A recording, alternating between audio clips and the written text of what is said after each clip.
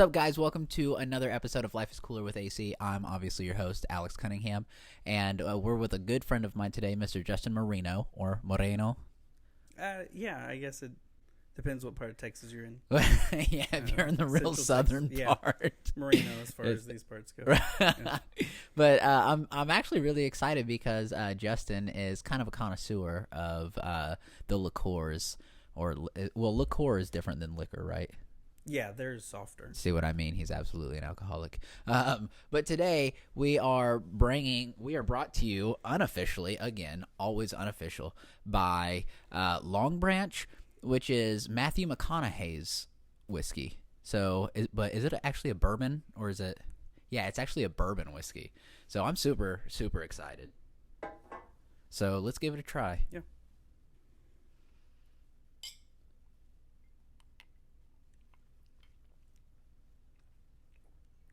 That is all right. Yeah.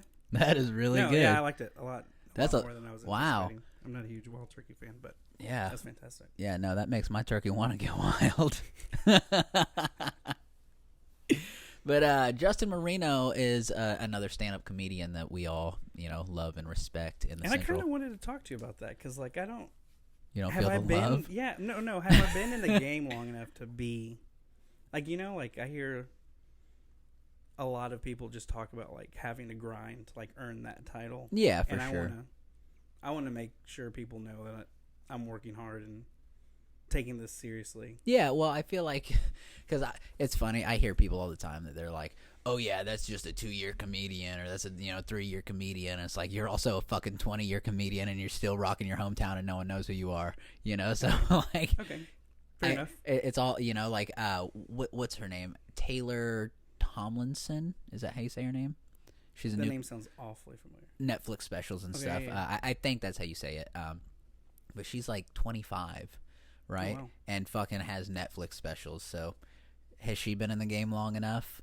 I would say probably so. And I think so many people get so bent out of shape on oh, you don't realize how much work I've put in, and it's like, dog, you don't realize how much work I'm putting in. Yeah. Get out of here. And that's just a way that people kind of try and be self-righteous. Yeah. And there's not, and I don't want to misconstrue anything. There's not a lot of gatekeeping in this community. No, it's very welcoming. Yeah, just like on a broad spectrum, you do have stuff like that a lot. I've definitely heard people that where I'm from in Indiana, we had kind of a pretty good community of comedians, and then you had people from another city that is pretty well known in the comedy world, even globally, they've got festivals and stuff there, and they always acted like they were better than, people in my market, and I'm like, why? Because you're from a fucking city? Yeah. You can suck a dick in that city for all I care. Get out of here. But no. Yeah, and like you were saying, if you look hard enough, you're going to find festivals. You just got to put in, and you'll get accepted to one or two. Oh, absolutely. Yeah. And, I think, honestly, whenever people talk about, grinding and stuff like that, I think it's get out there and do it. You know what I mean? We, even personally, we know so many comedians that are like, oh, yeah, this is what I want to do. And you're like, oh, cool, what are you doing? Well, I do, an open mic every 3 weeks. Right. And it's like, oh, okay. That's cool. But honestly, I always tell people you don't have to want to be famous if you're a comedian, you can just say, hey, I'm a weekend comedian, and that's awesome too. Yeah. Because fuck, it's hard. I mean, and I think that's the short-term goal of mine, just to craft out a solid 30 and just be able to market that. Yeah. Well, that's for those of you who follow the podcast, you will know that last week we had the very funny Chase O'Donnell, and she is the opener for Christina P. And she said that we're almost in July, right? So and in about a month, maybe a month and a half, she is filming her first special, which is incredible. And we were talking about it, and she said to do half an hour, because I've been working on an hour. And she's like, nah, don't even worry about it. She's like, make that half hour really fucking tight. Yeah. And it's like, okay, that makes sense, because instead of a loose 60. Right, exactly. exactly. Just trying to stretch out stuff. Yeah. Right. Yeah. And then I feel because honestly, you know my material well enough. You know my meth jokes. Yeah. You know, like I'm actually right now I'm thinking about retiring them. I kind of like made that decision this Okay. morning. I'm not. I don't want to say retire. I'm gonna shelf them. Okay. You know. No. Yeah, I get it. Yeah, they're just they haven't been tight enough recently. Okay. You know, so I've been. Have you heard some of the new shit that I've been working on? I think so. Some of the Crone stuff that I've been doing. Oh, yeah. Oh yeah, you were there the other day. Yeah, so like I really want to kind of dive into that a little bit more because I feel like that's stuff that maybe is a little bit more relatable. You know, like maybe not everybody has an aunt on meth, but you know, like maybe you've had shitting problems before. Everybody. Yeah, so if it's not Crohn's, it's IBS. So right, exactly. Sure. Yeah, which are like cousins. Yeah, right, exactly. You know, so I think with having that 30 minutes, just making it tight and relatable is going to be like the most important aspect of it. I forgot who it was, but there was a New York comedian, and of course I'm blanking right now on the spot, but he did 45 minutes his special, but it was like in 15-minute increments. Oh, okay. Like yes. I can't remember who the fuck Ari? that was. Was it Ari? No. Anywho, so it was at a club in New York, and he did it into 3 different rooms. And each room he did 15 minutes, and he combined it for 45. So I thought that was a very, very... That wasn't Seinfeld on his last one, was it? It may have been. I hadn't seen that one. Shit, I don't know. But I know which one you're talking about. Yeah, I remember watching. Yeah, because they just walked from like this club to that club to that club and did it like all the same night, but it was at 3 different clubs. Yep. Yeah, that was really cool. But yeah, like there's so many different options out there as far as how to do specials, and you know, like I mean, I've seen a lot of people in our local, you know, like Austin Market, that they all have, you know, like hour specials and stuff, and like that's so fucking cool. Like, oh yeah, for sure. Yeah, that's floating around somewhere on YouTube or something, but yeah, and it's crazy. Yeah, no, the quantity of that material.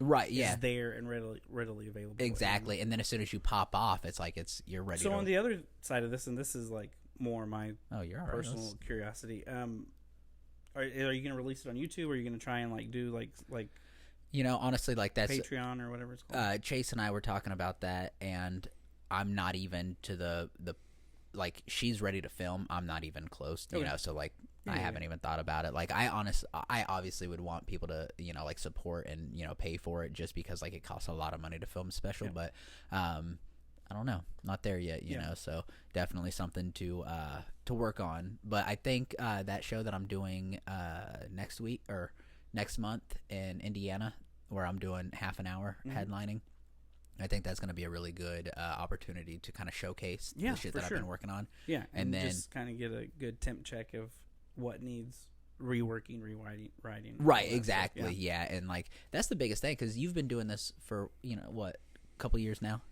Yeah, 18 to 24 months, like a toddler. That's how you know he's a dad. And he works with kids. Who the fuck does that? A year and a half. 18 to 24 months. But yeah, so well, and yeah, consistently, since Corky's been here. Right, yeah.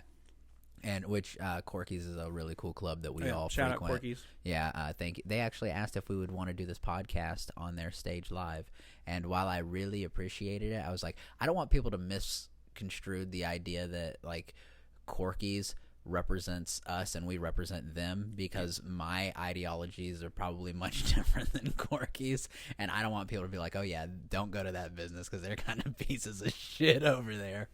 So I think this was a good option, but we appreciate you, Corky's. I think it'd be fun. Adam Wolf was talking to me about something along those lines of like just kind of like interviewing up and like very green, absolutely, and I thought that'd be pretty cool. And I think that would be a great podcast because there's so many people out there that are definitely like trying to get established and stuff. Where, you know, like I feel like we're starting to. Well, I mean, at least within the market, you know, really getting a reputation going, you know, so like there's so many people out there that definitely are struggling to do that, you know. So if you could kind of create a podcast just talking to people about the struggles of becoming a stand-up comedian, because there's no fucking rules written, you know. You're just like out here in the wilderness trying to figure out like, what do I do? And I remember my first showcase and I was like, how much am I gonna get paid? And the person that was putting it on like laughed in my face. Yeah, because I was like, oh, okay. You're getting paid an opportunity, bitch. Yeah. Like, yeah, it takes a while to get there. it does. And so, and like it's really it's funny because like I sit back and I'm like we're doing well, putting on shows and being awesome. part of shows AC and squared. stuff. Yeah, thank you for the AC Squared Productions. It's really my wife. I'm just a pretty face. Alexis, you're doing a good job. And so it's neat because we're starting to see the reward from it, but so many people are just like, I think that they think if you tell a joke, it's worth money. And like that is just not the case at all. And sometimes it's a really tough road to learn that lesson. Yeah. Oh yeah. And I think the biggest transition or like learning curve for me was like, not everything I think is funny. You know, like and it's one thing to be hanging out with you or, my friends in the backyard and getting them to crack right, up. Yeah. But then like, oh, I need to make strangers laugh. Yeah. I have no idea who I am or what don't you're care talking about. What I'm about. talking about. Yeah, exactly. And so that's been fun and challenging just to try and work through that and make it universal. Well, here's a good question for you, and keep in mind, I know that you said that you had a couple things that you wanted to talk about. This does not have to all be stand-up comedy related. That's just kind of the premise.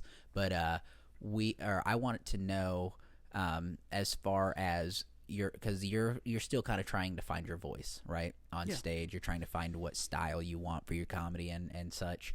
And we do a lot of jokes together, and I'm kind of like if you had two little guys on your shoulder, like I'm Satan. Right? Yeah, like, you're definitely the devil. You'll always take the darker route. I'll always for the punch ups. Yeah, and do you find that difficult to kind of like find that balance, where you're like, I want to be the fun loving, kind of like almost well, no, like, and I guess really you have to read the room. Like that's such a generic thing to say, but like if you notice like someone before you at an open mic or at a showcase like is doing some raunchier material, then I can't choose the devil, right? That second sort for of sure thing. And so I don't know, I kind of want to be a cruise comic. Like but no, like that's more like family friendly. Exactly, stuff. And so and which is kind of the path that you walk down. You know, as and far I as try to, just like, and I'm not saying that you don't have things that are a little bit more risque, you know, but you definitely you don't say I've got a tiny little boy pee and ask people to show them your dick, all the time. Oh, I wish I could go back to Chupacabra. I wish they didn't kick me out. Yeah, Justin was there again. If you were watching last week, ruined those people's dinner. Yeah, sometimes comedy is not fun for everyone. Is the lesson to be learned. No, and I'm gonna blame them more so than you. Yeah, they didn't tell us. They were the old people eating dinner there. It was their fault. They should have got it to go that night. Oh, right, exactly. Like they knew take Alex your Cunningham. ass home. The same with our Salado showcase. Like, yeah, exactly. We did a show, and it was, I'm not gonna say the place because like it was it's a very very nice place. Yes, it love truly is. And good people. We had a comedy and a dinner show, and all of the audience members were probably mid to upper 70s.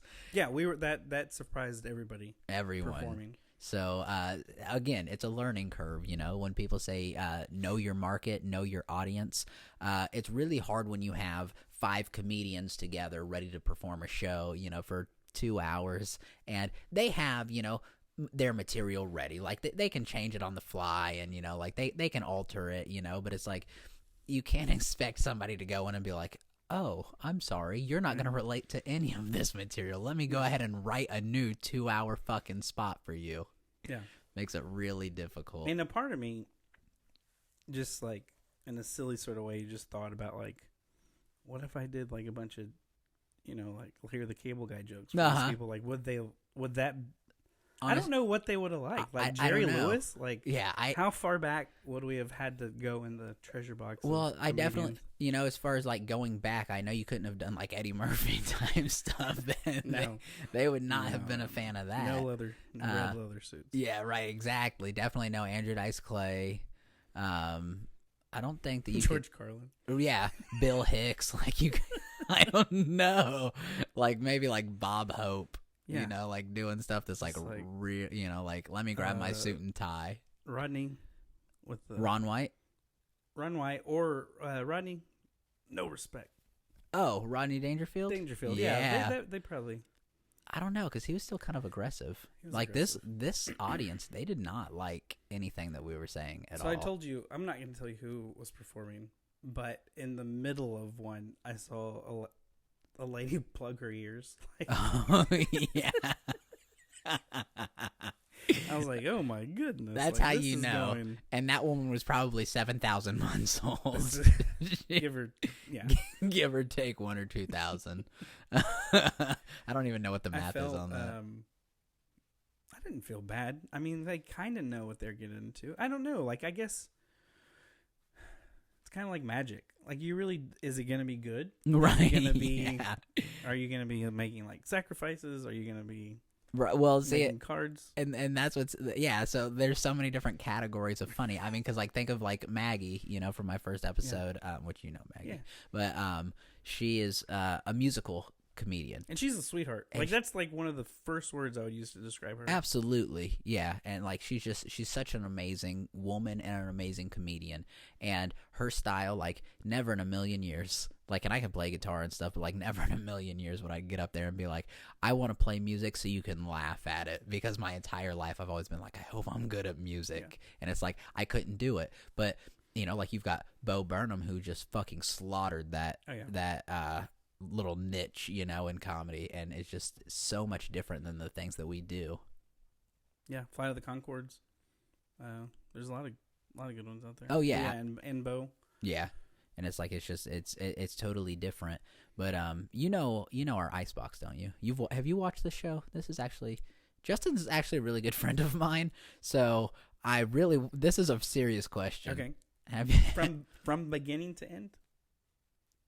Right. Yeah. I mean, that would be.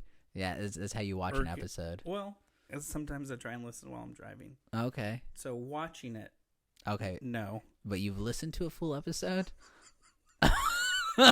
Also, I'll listen to this one. Wow. What a piece of shit.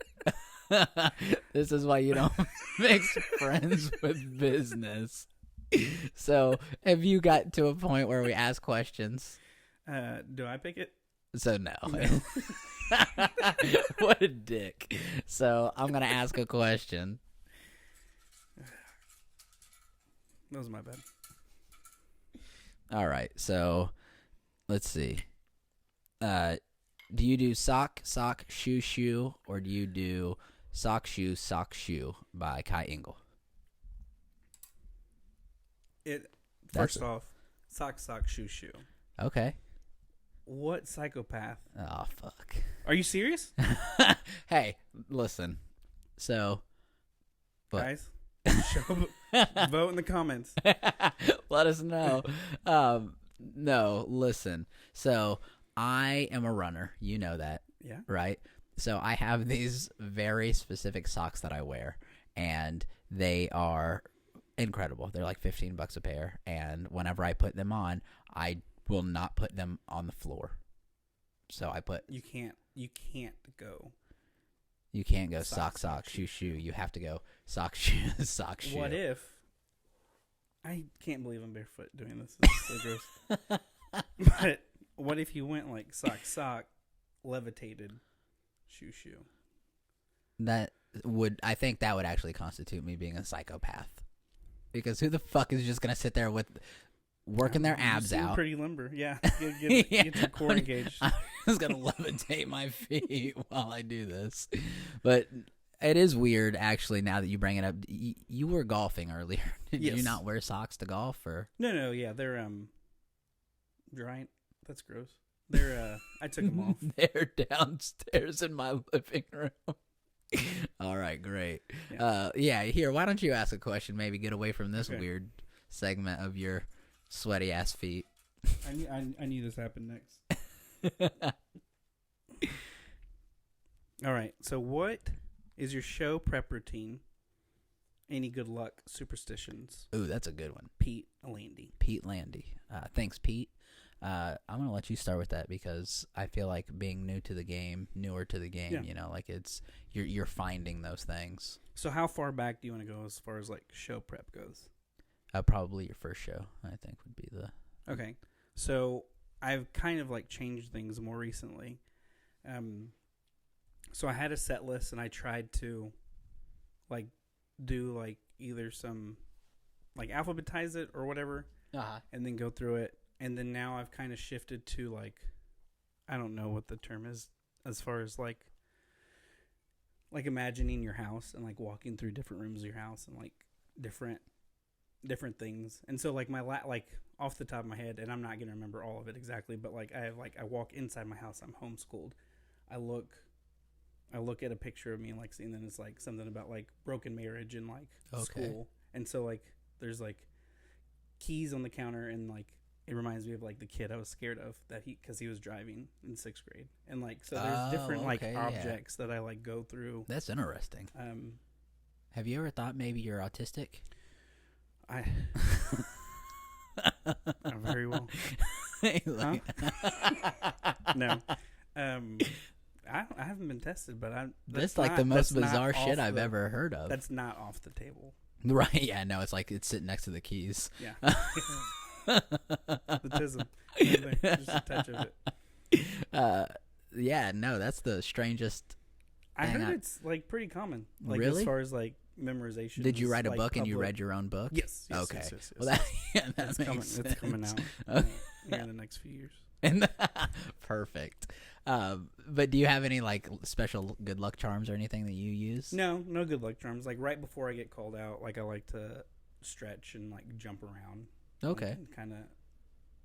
Yeah, you saw me up there, like upstairs, and I was just kind of like real bouncy and like nervous. Yeah. Yeah. Okay. So that's not. So your pre-show ritual is picturing being walking nervous through your own house and being nervous. Okay. Anyone can do this, guys. Do you remember what your house looks like? The secrets to nervous? stand-up Do comedy. you get nervous? Speaking in front of large groups of people? Stand-up comedy could be for you. It could be. Are you autistic? Are you on the spectrum? Well, guess what? So, for me, used to whenever I was still doing shows like in LA and stuff, I would always like have a pre-show cigar. Oh, okay, cool. And so like I would just kind of like just clear my head, like just have a cigar and relax. But I don't know, man. Like I used to not be able to like work or anything, like the day of the show because I'm like I gotta fucking relax. I gotta know what I'm gonna talk about. Where now I'm like I'll roll out of work, I'll fucking get done with something. I'll be working on my car, and like go wash the grease off my hands and be like, all right, now let's go do this show. And I'm just like, I think I'm just so used to it. But I do have good luck charms. Right, that's something that I'm very particular with. I'm a very particular person, if you ask my wife. So my clover. Mm-hmm. So my clover was given to me by my wife's grandpa, and I wear it every day. Like I've gone through so many leather wrap things. So it's one thing that I always have to have. And then whenever I do my shows, I have bracelet. It's an ID bracelet, and it says Fred. That was my grandpa's. Okay. And I actually what was that? Not this past weekend, but the weekend before that, when I hosted Corky's, I forgot it, and I was so fucking mad because like since my grandpa died and I started doing stand up, like full force, you've had it on every show, and so I was so mad. But yeah, so did it put you in a different headspace? I didn't realize it until after. Okay, good. Thank goodness. Yeah, because it would have. I think it would have thrown you off. Yeah, it would have killed my night. Yeah, but like I got what was it like the next day, and I was like, I looked at my wife and I was like, I don't think I wore my bracelet last night. And she was like, I don't know. You usually don't forget, Yeah. So I went and I looked at the pictures and I was like, I fucking didn't. And it bothered me until I did my show, 2 days ago or whatever. Right. And I was like, I wore it. Yeah, exactly. I'm like, I got it back. The world is round again. Right, exactly. We've remedied this situation. But it's funny. I've heard of so many different people having so many different like pre-show rituals that it's strange to hear. Yeah, some of the like older hard school guys, like I've heard that, they'll drink like a fifth, like Jesus, just before is that size? No. That's like one of the small ones you can get behind like the gas station counter. Oh, okay. But still, yeah, that's still to a lot. yourself. Yeah, that's like I wouldn't be able to perform with that much alcohol. I mean, I don't drink until after the show's over. See, I usually have like a beer on stage, like just kind of keep your beak wet. Yeah, exactly. Yeah. Just, I mean, like it could be water or whatever, but they just give us free alcohol, so like that's why But no, I don't know. Like, there's no way that I'd be able to get fucking trashed before a show. No, and like even for me, like after a couple, like I feel like either there's a stutter or like I'm messing up. Like, so that for me, it's the quality of the work, right, that I'm putting on stage. Absolutely. Like, I don't, yeah. Even sometimes nervousness that'll happen. Like I'll stutter or rearrange words. Or something. But I mean, I don't want to. Make that worse. Right, yeah, exactly. Like, I'm going to intentionally, that's, I don't know why I'm blanking on his name right now. He's a super funny comedian. He's always got the mullet. Dane Cook. No, not Dane Cook, you bastard. He's from like, New Orleans. He's a white guy. Always said mullet and like a trucker hat? Yeah. Dusty Slay? No. Oh. Although, no. That's a cool name. That's a pretty cool name. Man, he has a really strange name too, and I just can't think of it. But anyway, he does shit all the time, like super fucked up. Like he's got one where he had just done mushrooms or something, and he goes out there, and it's in L.A., and he just starts talking about like very offensive things for like 15 minutes, and you're just like, I don't know what is happening. Yeah. And like, as somebody who's never done drugs or anything, I can't even imagine what that would be like. But I know that it's not something I would want to do. Yeah. And I mean, you kind of. Yeah, and you can scare. Were you there the 420 night? The Corky's 420 night? Yeah. Oh, yeah. And that was, so again. That was interesting. It was. Everybody was just like, this is pretend weed. Uh-huh. And then on stage, you're like. Yeah, they were all fucked up. Yeah, like when am I? Yeah, like we had one comedian that afterward he came up to like a couple days later. He's like, "I just want you to know that your laugh is so loud and so aggressive that it scared me." He's like, "Every time that you would laugh, I would stop talking," and I was like, "What?" He's like, "I don't know what that was, but it was real, man." And I was like, "It was real dumb, is what it was." Buddy, like this is why you stay sober. Yeah. Would you do me a favor and not laugh at my jokes? Yeah, but luckily for this guy, it was easy. I'm just kidding. You probably know who it is. He loves the Terminator. Okay. But as far as comedy goes, Sorry. Now I'm just putting it all together. Right, yeah. I can see him saying that. Yeah, you remember the night. But as far as comedy goes, I'm just curious, like, what are your goals with it? Because I know that we've talked a little bit about, a cruise. I want to be a cruise comedian. Like, that's like, that is really... I don't know if that's, like, end goal, but that's, like, I feel like that's attainable. Yeah, absolutely. Yeah, because, like, they don't... like, I feel like the ones that I've seen, cruise comedians, guys, they have 30-minute clean sets. And then, like, 30 minutes later, they'll do, like, an adult set. Right. Which is usually a room full of the same people, but all the parents are drunk at the second show instead of the first one. And so, they get to ride, around to different countries for free. And get paid. And they get paid. And so, I think that's pretty darn cool. Okay. Yeah, no, that'd be cool. And, I mean... It's a weird goal, I feel like. Yeah, no, that's, like... I mean, it's a cool goal, but I thought you were joking, But, like, no, hey, that's awesome. Just take the family on vacation for free. That's not vacation. No, like Harper would have to work for them. No, she'll stay in the room. No. It doesn't work that way, buddy. I can take my family, right? No, she'd be in there folding, the towels and stuff, and she's like, "Dad, I'm fine. Why am I working?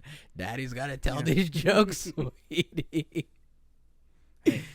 That that buffet pizza.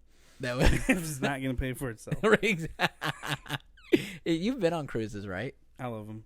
Yeah, they're phenomenal. You know how all the workers always look so sad, though? I think they're being trafficked. That's what I'm saying. And I'm almost positive they're being trafficked. And you want to take because you're like, hey, where are you from? And then they like look at the cameras. yeah, and it's somebody who's like obviously not American, and they're like, Oklahoma. Yeah, I'm getting a hint of Eastern European in that accent, but if you say so, pal. Okay. Yeah, I bet you are from Oklahoma, Jim. Hey, blink twice if you can't get off this boat. No, I have heard that, which is horrible. But like, after I heard that, I started paying attention when I was on the cruise ships, and I was like, they always look so fucking. They're endangered. Yeah, or I don't, they're endangered, enslaved. I don't know. What's the word? They're in danger. Indentured. Indentured. I think that's. Is that with teeth? Yeah.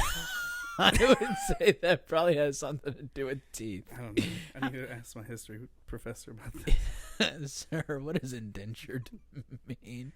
I think you work and then it's like a notch below slave. Okay. Like you're allowed to go when you have provided enough work. I'm not even going to try and guess words because then people are going to realize how stupid I am. Oh, I just made up a word, so it's okay. Grandma, are you indentured? Not anymore, honey. Pulls out her teeth. Let's do another question. I like these questions. Yeah. Oh, okay. Yeah, you pick one. See, so these questions are so great because it gives you guys the opportunity to talk to us. Oh, here we go. All right. So, what was your dream job as a kid, and how does that compare to your job now? Alexis Cunningham. Okay, that's fitting. I'll let you go first since you're the guest. I was going to say, I feel like Alexis wants to hear what your answer is. You wanted to be a rock star. Wow, thanks for answering my question. Justin wanted to be a porn star. I don't listen to the show, but we are pretty good friends. I listen when he talks to me. But I do know this guy a little bit. But no, what did you, I'm curious. That's super interesting. Forever, we get this like ingrained like doctor lawyer from parents and stuff. If you're gonna be successful, yeah, and it's a very like predetermined career set. And then I majored in nursing briefly. Shout out to Dylan Pop. I didn't know that. Keep studying on those. No, I hate blood. And you chose nursing? No. As soon as I figured that out. Oh, okay. I was like, no. It took a couple grand to realize that you didn't. Yeah. Oh, yeah. I'm still paying for that. Yeah. Joe Biden, take care of that. You said you were. Take care of it.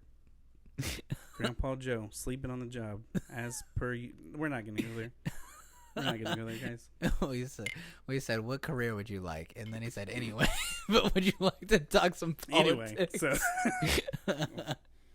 Anyway, Sleepy Joe. No. Yeah, I don't know. Like in adulthood, I feel like a dream job. I mean, it sounds so dumb, but like if I had, what is the Mega Millions up to now? Like 330 or something. Probably. So if I won it, that also doesn't mean I can have whatever career I wanted. But I would have like multiple PhDs. Like I think it'd be cool just to be learning constantly. Yeah, I mean that makes sense. If I had, obviously unlimited. You just like to go to school then? I like to learn. I like to argue with people, like in a, like not a safe space, but like, I guess in a structured setting, so to speak. So what you're telling me is your dream job was to be a lawyer. Essentially, you had to go through. There's too much writing, too much reading. Yeah. Years of schooling just to argue with people. Yeah. So yeah, no, that's fitting. I don't know how we got from so many different careers into stand-up comedy. Yeah. How did that happen? But it also changes. I feel like my daughter, she's 5. Since she's been 2, so for 3 years, she's going to be a mermaid when she grows up. That makes sense. Period. Yeah. It doesn't, nothing else matters. Right. Technology's on our side. Right. Well, I mean, it works out for her that her dad's already a troll. Yeah. So she's in the right genre. Yeah. So I definitely, Harper, I'm pulling for you, girl. I hope you don't watch your dad in this episode. You're going to be my one view. Yeah. When she turns 18. What's it going to be like when she starts listening to some of your comedy? Because although your stuff is kind of on the clean side, it's still, it's adult oriented. Yeah, for sure. And, I honestly hadn't really thought that far. Well, in the same like breath, my mom, like, there's certain jokes that my mom has not heard. Why? And so like, I don't know. I don't feel like I'm censoring them. Right. But it's. I want your mom to hear that joke now. Maybe one day. I'll tell her. Next time I run into her at the bar. Yeah. I'm gonna. It could be your mom. Like, you could. Say no. I'm gonna show her a clip of your joke. Like, is this what really happens? Did they catch you? Yeah. And that was funny because a lady from church did approach me. Did she? You remember that? Yeah, and she said, and asked if that was accurate about. Why would you want to know that? Yeah. So we got to tell these people. He does this bit about his seeing his mom on a camera, hidden camera, masturbating, and when it's simplified, it doesn't sound as good. So that's a terrible joke. Especially because it's true. So this lady from church came up and asked you if it was real. What did you tell her? No, it was like I don't know. I was flabbergasted that she would even ask such a thing. Like, my mom. You spend so much time with her. Yeah. Why would you ask something so? It's like, does that sound like something she would do? Did she say she loves Lifetime? Yeah. Did she do that at your house too? She wanted to compare footage. But back to the question. Growing up, I had all kinds of different ideas of things that I would do when I got older. Like, I remember when I was like really little, I was like, I want to fly fighter jets and be the lead singer of Kiss. Okay. Two very different things, but I think that I would be like Gene Simmons. I'd be like in Gene Simmons' face makeup. Full makeup. Yeah, but like in a fighter pilot. Okay. You know, like shooting people, but like with my tongue out. You know, just to really seal the deal. But then I dropped the whole idea of the fighter pilot, and I realized that Gene Simmons was, you know, and Kiss, like Paul Stanley, they already had, you know, the lead singer of Kiss kind of down pat. Okay. So I was like, maybe I should just be a rock star on my own, until I realized that I fucking no, they're short musicians. I don't know who they are, but I'm sure they're out there. Favorite musicians under 5'5". Go. My three favorite. Have you ever seen the little raisin guys that are out? Bobo. I don't know what Taylor Swift. She's not short. The raisin. I don't know how. She's like 5'8". Oh. Yeah, she's taller than you, asshole. Yeah, she is. Watch, she's gonna watch this and comment. Shout out to T Swifty. You need some material for your next album. He'll break your heart. No, I'll disappoint you. What's the difference? Yeah. But then I realized that like my career path hasn't really changed much. The only difference is I don't have a guitar in my hand now. You know, like it's still just the microphone. You're still making people happy? Well, no, I'm still just in front of crowds of people. Yeah, making people happy, entertaining them, trying, bringing joy to the world. Yeah. So it's very similar, you know, which I guess is kind of, you know, where you come from, you know, playing with the kids and stuff, or teaching the kids. I guess we should probably be specific. I was leaving my previous job, and a lady was like, "You have touched so many kids." I was like, "Please don't." That is not a compliment when you're a man. I hope I had a positive impact on their lives, yes, I do. That'd be like, I don't want to touch any of these damn kids. when you're retiring and they're doing a fucking speech. I have seen Justin touch so many kids. It's on my tombstone. He touched too many kids to count. He's gonna be buried right next to Epstein. Right in between Epstein and Cosby. Just like with the greats. I guess there's got to be the greats in every fucking category, so might as well pick if one. You're not and gonna ride be with the best. Why do it? Yeah, exactly. That's my motto. As far as touching kids goes. But like working with kids, do you find it hard to like censor yourself? Oh no, not at all. So we took like an abrupt shift, but it was a reoccurring nightmare for me. Like for my first like 2 or 3 years teaching, was I would get like very angry with the class, like for being like disrespectful or whatever, and I would cuss at them in the nightmare, and then like the repercussions would happen in the nightmare. Like I'd have to like apologize and explain to parents and principal, and I'd always like wake up so relieved, like it hasn't happened yet. Right, and then you go into school, and every time you're like, "You little piece of happiness," that would be tough. I don't know, like maybe like hell or damn. That's all you'd Yeah, that's Like, what the hell are you thinking? Right. Like, honestly, what? Yeah. Don't you work for third grade? No, that was when I was middle school. Fourth. Yeah. Oh, see, yeah, in middle school, I remember. I remember my coaches like cussing the hell out of us. Yeah, exactly. Get your dumbasses out of the shower. Like, quit. I don't know. Coach touched a lot of kids. He touched a lot of them. That man was my idol. Are you proud of me now, Coach? I don't know why he showered with us, but he chose to. Funny story.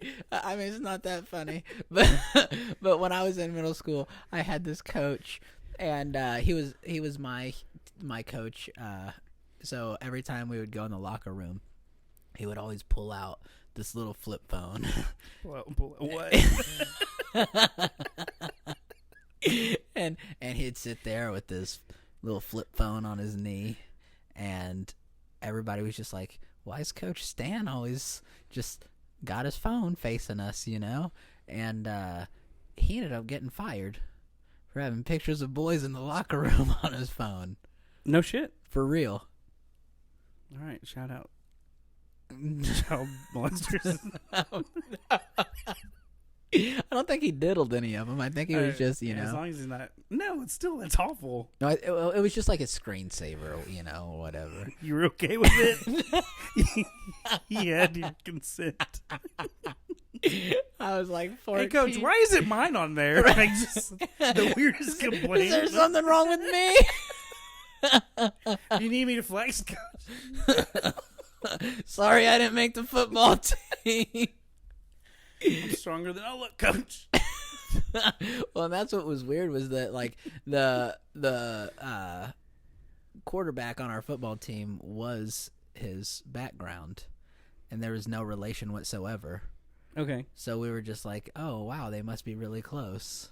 This is a sidebar, but this helps me with your age as far as flip phones in middle school. It doesn't help you much at all. No, it does. It does. All right, yeah. See, I don't know why every episode we have to talk about people are trying to figure this out, but you guys will figure it out eventually. It's a funny mystery. It is. It's fun. See, and how old are you, Justin? My bet, I'm way off, but early 40s. Like I could confidently Yep. guess. Well, but then based on your middle school story, probably not. I told you, being born in the 2000s sucks ass. I didn't believe it. I think that was a ploy for all of us guessing. I don't know. I mean, like I think that was. I think you're in the long con, and you're like, this is going to be a good post to just keep them guessing. And it did. These motherfuckers blew my phone up for like 3 days. No, yeah, I was doing all kinds of math. I was like, there's no way he was born in the 2000s. He's been married for 6 years. Well, my 5th anniversary is coming up. Yeah. Okay. 5 years. Yeah, that's gonna be fun. Shout Have you ever out been marriage. to Vegas? Yeah. How much money did you lose? So, I don't know if there's a bit in this, but it is one of my favorite stories to tell. Okay, good. Let me take a drink for this one because this is gonna get wild. I feel like. So, Was Lexi there? yeah, absolutely. So my wife was there, and one of my good friends, he's actually headed over there now to play in the World Series of Poker. Oh shit! So yeah, he's the real deal. He's a real deal, and so Okay. he was there working that summer, like dealing for the World Series of Poker, not playing any. Right. And so he was like, "Hey, I heard you're in town. Like, we got to link up, while you're here." And so I was like, "Hey, I'm gonna go hang out with my friend and Lexi. Like, we're just so young, poor, and naive." She's like, "Here's $40, like for all night in Right. Vegas." For And all so- 20 minutes. Or so we thought. And so he's rolling craps. Excuse me. And I find a war table. Like I fully comprehend an 8 is a bigger number than a 7. So when the money like comes and goes, like I don't have to do this math and like, Right. I was supposed to split or double down and all these rules. You can't say 7 or what. That's a different game too. Anyway. Yeah, no, I'm so lost. But yes, continue. Yeah. So that's all blackjack rules, or some of them were. Okay. So I'm playing war, and of course that $40 turns into 10 pretty quick, like you said, within that 10 minutes. Right. And so I was like, this is gonna be so boring. But And you're playing war. Yes. And so I had $10 left. 10 I win turns to 20. 20 turns to 40. 40 turns to 80. 80 turns to 160. Wow. So I'm like, all right, this is fantastic. Yeah. So I'm going over to my friend to boast about my winnings. Yeah. Of which he's a professional gambler, and so he doesn't care about my $100 at all. Like that's literally a drop. Right. That's Whatever. that's one bet. He doesn't. Yeah. Exactly. And so he's still rolling craps, and I jump on the table with him, and I get like obviously smaller chips than he does, but I start following his bets. But every time the waitress walks around, he gets us a whiskey beer and gives her a $20 chip. Like every single time. And so as soon as we finish, like not even, but by the time we finish the beer, we're getting another one. And so we're getting blackout. I remember some British guys at the table, some Australian guys at the table. And like I'm trying to like imitate both of their accents like simultaneously. Like, oi! Like it was awful. Right. Like I was definitely an embarrassment to Americans. And so I stumble toward, I don't know how long we were there. It felt like a small eternity, but when you're drinking, everything feels weird. Right. I stumble upstairs. I throw on the lights. Lexi's pissed. Like, it's the middle of the night. Why are you waking me up? And I pull all this money out. I was like, count it. I don't know how much it is. I just cashed out. She was like, it was $1,400. Wow. Off of $40. Dang. Don't remember Yeah, but any of it. I hope that's how my trip fucking goes. Yeah. You just gotta trust the dice, man. Yeah, no, because we're taking we're gonna do like $1,000 or something like that, and we're only gonna be there for 3 days. So I'm like, that should be a fun little, And then I'm like, I've been gambling one time. Like I went on like a riverboat gambling trip. And that's the other thing. Like I'm just too frugal. Like to like have fun as far as like. It sounds like you had a goes. great time. Yeah, that was good. Yeah, no, and so that you brought up a good point. You're supposed to tip the waitresses. I heard everything was free, and like, fuck, that's stupid. Yeah, it's free, but you'll get better service when you're tipping right. well. Yeah, that makes sense. I didn't even think about that. So, looks like I'm probably gonna lose a lot of money on lap dances and stuff. Yeah, that's fine. You know. What about Oh yeah, you don't do drugs. I was like, weed's legal there Oh now. yeah, no. So nothing exciting there. Nope. Yeah. Whorehouses. Are they legal? Yeah. Are they? Yeah. Yeah, my wife would probably not be down with that, but She's invited. like, hey, you want to make some more money to gamble with, girl? Just go apply. No, I was talking about just y'all having a good time. Oh, you mean just like go and orgy it up? Whatever you want to call it. Oh, I just everybody relationship building. Yeah, no. This is in the in the comedy world, and all of our friends and everything. Everybody says Justin's a swinger, and I brought it up to him the other day, and he was like, "Nah." I didn't fully deny it. You totally denied it, and now I'm starting to question it, and I'm gonna text your wife later and be like, "So you want to bang? You want to?" The energy drink. Yeah. And I'm just going to see what she says. And be like, I talked to Justin, and he was okay with it. What will she say? That's also not true, guys. I can't do that. He's like, go ahead and clip that one out. Edit that little portion out. we can take this out. This will be taken care of in post-production. We have the power. I want to do one more question. Yeah. Let's do it. Here, I'll ask it.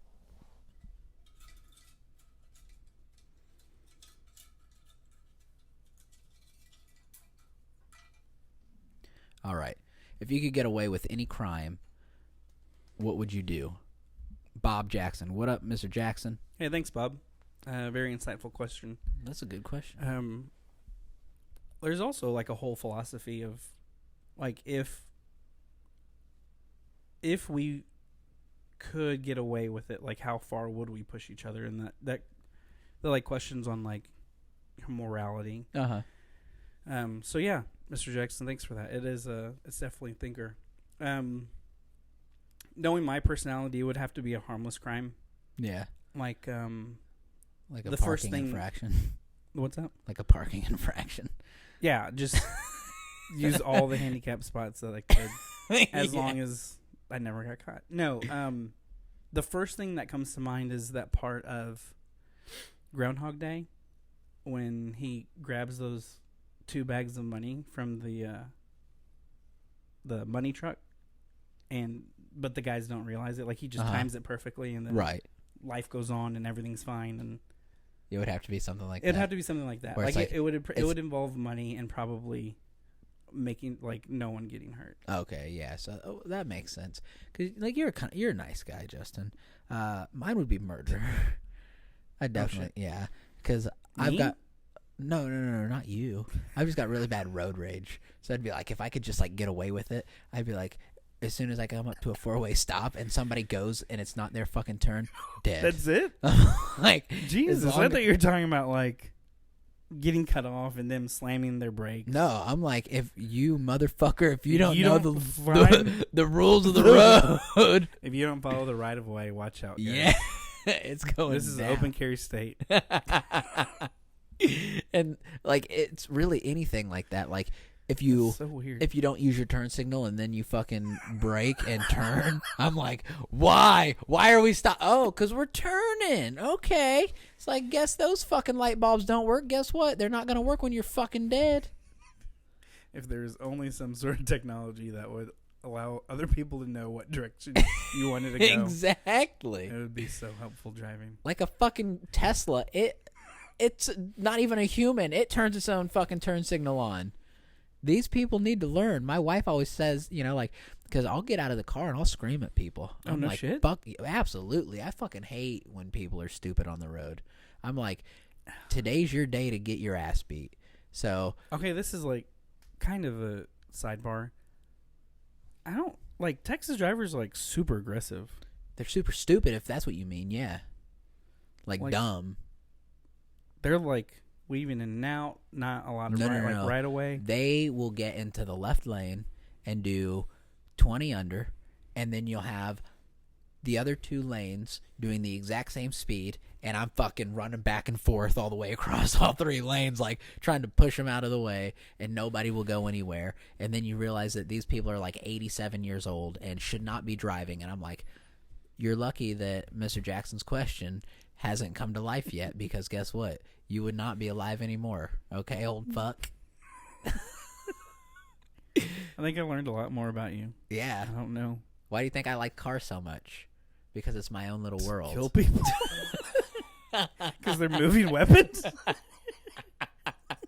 You're going to hear about it. It's going to be like, there's a 76 Firebird out running over people. You're like, there's only 176. He finally snapped. He finally snapped. Good for him. Like, I'm gonna finish my coffee. His dreams have come true. Good for him. I'm just upset that he got caught. Hey, if it goes fast enough.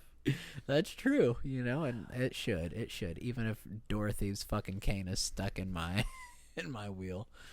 But no, man, I appreciate you being up here and doing this. I know that we've talked about it for quite some time. Yeah. So yeah, no, I appreciate it. Thank you, and thank you, Matthew McConaughey. Yeah, thank you, buddy.